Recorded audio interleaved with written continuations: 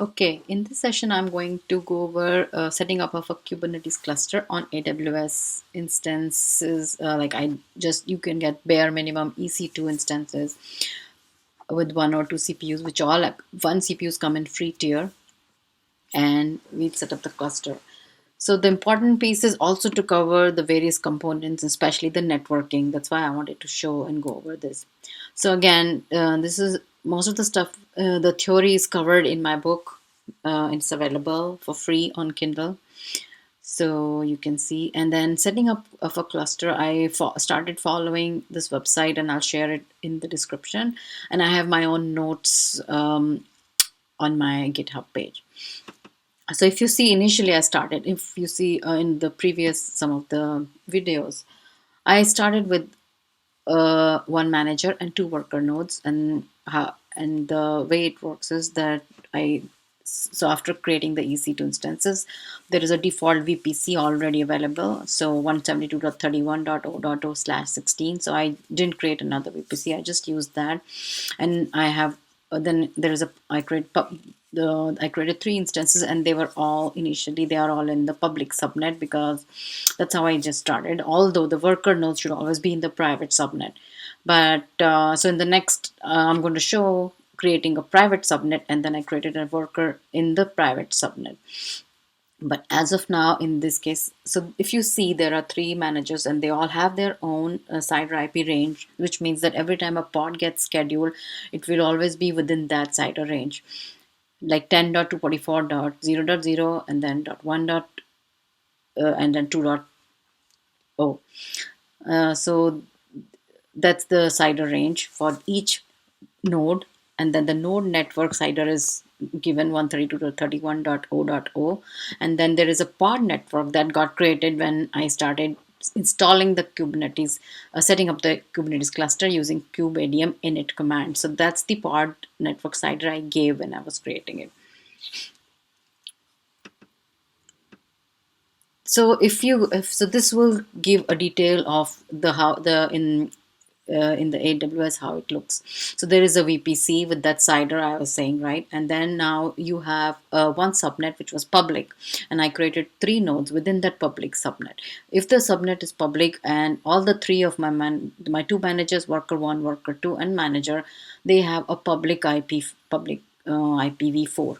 So that way I was able to, pull all the software updates. I did a yum install, and I pulled Kubernetes components, and I was able to install on all of them as step one. So I didn't have to do anything else. And I created security groups. So the security groups basically allow you to add ports to be open between the nodes, because the worker needs to communicate with manager on port 6443, and there are some internal other Kubernetes ports that you can find on the kubernetes.io website, or so those need to be open. So that's why I have a separate security group for the manager, and I have separate security group for the workers, because manager needs to have more ports open as compared to the workers. So initially in my videos, you see I was working with just these three. Then the fourth one over here in the bottom, you see I created a. Now I wanted to create another worker, but not in the private public subnet, and also not on the same availability zone. So it's always a good idea to have your workers in a private and spread across various availability zones. So I created a private subnet, which means that a subnet doesn't have any route towards the internet gateway. So it doesn't know how to go outside, right? We don't want it to be connected to the internet.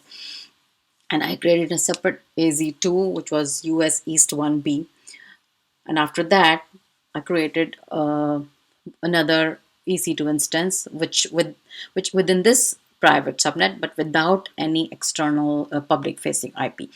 So now when I created you have a private, subnet and an EC2 in it, how do you access it? Because if you want to SSH into it, and you want to so these are the key things, right? You would want to SSH initially into it to set it up and install. The other way is to have an AMI and directly use it with the commands to set it up, but that's the advanced way, an automated way of doing it. But the basic is that to understand what you do is you need your EC2 instance to be able to to access it. So for that you have to go through, so it's not open, right? So from my network I cannot reach directly because it's not the connection is not open. So if you try, it will always be timing out. So the way to do is to set up a separate bastion host. That's another like EC2 instance, or you can use one of the ones that, I mean, I just use one of these, but it's a good idea to always have a separate bastion host which will be in the public subnet. So you can, and then it's a good idea to have a separate key, so then you log into your bastion host on the public subnet, and then that it has the key to log into your private instance. And that's how I did. So once you are in your private, your EC2, the next thing is you would want to download the kubectl and the Kubernetes components and Docker. So if you, because this instance cannot reach outside, you won't be able to do any of that. So for that you need a Nat gateway. So the Nat gateway, what it does is, and then you have to have a route from your attached to your uh, private subnet, which specifies that any time you want to reach out, you go through the Nat gateway. Nat gateway is created in the public subnet. So the way it does is the instant goes to Nat, and from Nat it goes outside. So this is a simple way of being able to work with multiple worker nodes spread across either public or private, or you could have multiple privates. And these are the basic things you will need if you want to set it up. So if you see my nodes now, initially I had 3 worker nodes, 1 and 2, and the master, sorry, 2 worker nodes, and then I have the last one, third one, which is the worker 3, and this is a private component. And I was able to add it by opening the various connections, opening port 6443 between the worker and the manager, and then allowing it to access.